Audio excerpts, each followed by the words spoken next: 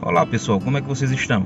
Meu nome é Augusto Luiz, sou psicólogo e nesse vídeo eu vou estar falando com vocês a respeito do Setembro Amarelo, que é o mês de prevenção ao suicídio e que justamente na data de hoje, dia 10 de setembro, é tido como o Dia Mundial de Prevenção ao Suicídio. E nesse vídeo a gente vai estar falando um pouquinho a respeito do suicídio em si, das formas de prevenção e do que leva, quais são as possíveis causas que levam a pessoa a cometer esse ato extremo. E para a gente ter uma noção mais aproximada da realidade, segundo a Associação Brasileira de Psiquiatria, só no Brasil, por ano, mais de 12 mil casos de suicídio são registrados. Quando a gente leva isso a nível mundial, os registros estão por volta de mais de 1 milhão de pessoas que cometem o suicídio, né? E na maioria desses casos, eles estão relacionados a algum tipo de transtorno mental. Dentre eles, o que prevalece, aquele que tem a maior incidência de casos, a depressão, né? Seguido de transtorno bipolar e outros tipos de transtorno. E aí é válido lembrar que em todos os casos, né, esses transtornos, em situação nenhuma trata-se de frescura ou coisa do tipo, né? Muitas vezes a gente está diante de um caso de algum tipo de transtorno desse, de transtorno mental, que pode vir a evoluir, né, e chegar numa situação onde a pessoa tenha de fato ideações suicidas e até cometa algum tipo de tentativa, e a gente está enxergando aquilo como sendo uma frescura da pessoa, sendo algum tipo de fraqueza, né, até mesmo de má vontade. E muito pelo contrário, na verdade, em todos esses casos nós estamos falando de doença, e como qualquer outra doença, é preciso a ajuda de um profissional para poder estar tratando dela, não é verdade? Então, no caso de depressão e desses outros tipos de transtornos mentais, não é diferente, é da mesma forma, é preciso estar buscando a ajuda de um profissional para poder estar tratando essa doença da forma mais adequada possível. Eu, enquanto pessoa e profissional da área da saúde mental, eu compreendo que seja extremamente difícil você verificar que você tem pensamentos negativos a respeito de você mesmo, que você tem pensamentos de autodestrutivos a respeito de si. É complicado a gente ver essa situação e muitas vezes é extremamente complicado visualizar uma saída, aquela luz no fim do túnel. Só que aí, diante dessa situação, né, aceitando que isso seja um fato, é preciso a gente iniciar um processo de questionamento, de verificações, né, e de mudanças de atitudes diante dessa situação.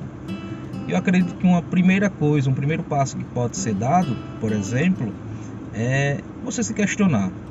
Eu sempre fui assim, eu sempre tive esse pensamento a respeito de mim, a respeito das outras pessoas e a respeito do mundo, ou eu em algum momento da minha vida eu enxerguei as coisas com outros olhos, né?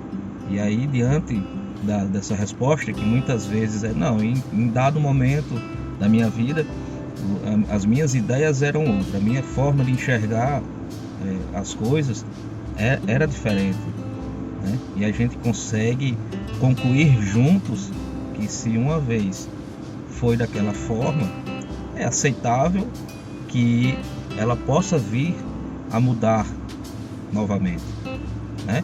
Se era de uma forma e eu mudei, agora estou numa visão negativa de mim, das pessoas e do mundo, a gente pode concluir juntos que a gente pode voltar a ver a mim, aos outros e ao mundo com uma visão mais positiva, mais esperançosa da vida.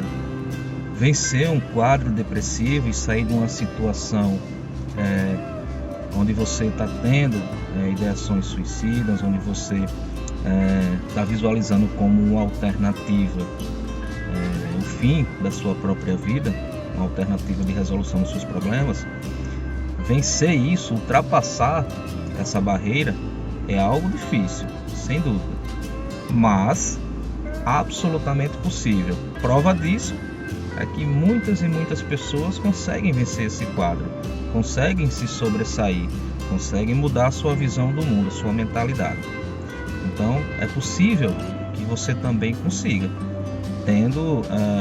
tomando as atitudes necessárias, buscando ajuda de profissional para estar lhe auxiliando nessa jornada. E existe uma frase que é bem conhecida, inclusive, a respeito da depressão e a respeito do suicídio, que diz que a pessoa que tenta o suicídio, que comete o suicídio, na verdade ele não está buscando acabar com sua própria vida. O intuito final não é tirar a sua própria vida, mas sim de acabar com aquela dor, acabar com aquele sofrimento, né?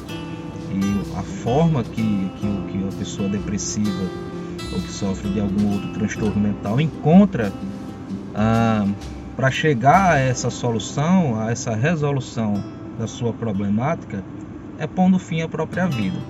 E essa forma de visualizar a resposta pode estar um pouco conturbada, uma vez que a visão da pessoa que está doente com a depressão é uma visão que está nublada, não é uma visão que está límpida, né? Muitas vezes a pessoa com depressão ela nem consegue enxergar outras alternativas de resolução para aquele quadro em que ela se encontra, né? É uma pessoa que está com a visão fechada, uma visão nublada, né? Ela só enxerga essa alternativa. O auxílio do terapeuta vai muito nesse sentido também, de mostrar outras alternativas, de buscar junto com o paciente outras formas de estar resolvendo, mostrar para ele que há outras possibilidades. E um fato importante para a gente estar destacando é que tanto pessoas com ideação suicida quanto pessoas que não têm ideação suicida, uma hora ou outra pode acontecer pensamentos do tipo queria sumir, eu queria desaparecer, ou até mesmo queria morrer. Mas para uma pessoa que não está adoecida, né, não está sofrendo com algum transtorno, isso é um pensamento que a pessoa supera, né, ignora esse tipo de pensamento e a vida segue. Ela consegue vencer esse obstáculo e segue a vida. Aquela raiva passa e com algum tempo tudo volta ao normal. E o que eu estou querendo dizer é que uma pessoa que sofra com algum transtorno depressivo ou outro, que tenha também ideações suicidas, que tenha pensamentos de morte, sendo acompanhada de forma adequada por um profissional, ela também pode estar vencendo, também pode estar transpassando esse obstáculo dessas ideações suicidas e desses pensamentos de morte também. Pare um tempo e pense em coisas que você ainda gostaria de fazer, que você gostaria ainda de poder realizar, né? Eu acredito que mesmo dentro de um quadro depressivo, a gente consiga encontrar situações e objetivos que a gente gostaria de realizar. Seja fazer uma faculdade, fazer um curso, apaixonar-se, criar um cachorro, criar uma planta, cultivar uma planta, ver seus filhos crescerem, se formarem talvez, ver seu sobrinho crescer, sua sobrinha crescer, né? Acompanhar a velhice dos seus pais, enfim, são diversos os possíveis objetivos que você possa ter ainda e sem dúvida você os conhece muito mais do que eu.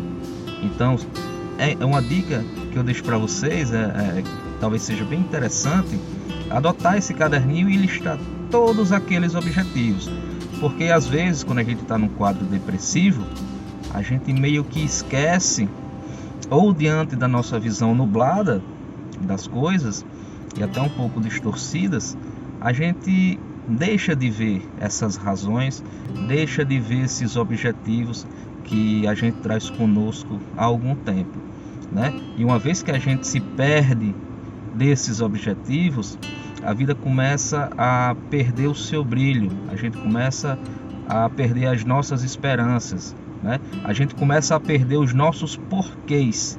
E uma vez que a gente perde os nossos porquês, a gente muitas vezes fica desinteressado em continuar, né?